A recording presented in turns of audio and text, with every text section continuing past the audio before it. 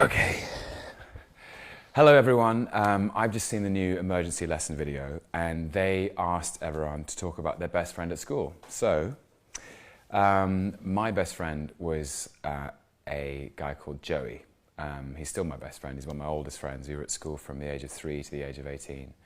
And we were at boarding school and we both were quite young at the time and we'd get very homesick, but never at the same time.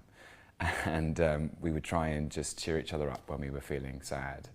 I remember I used to do impressions of The Three Amigos, which is a film with Steve Martin and Chevy Chase and Martin Short. You should watch it if you haven't. Anyway, the point is, who's your best friend?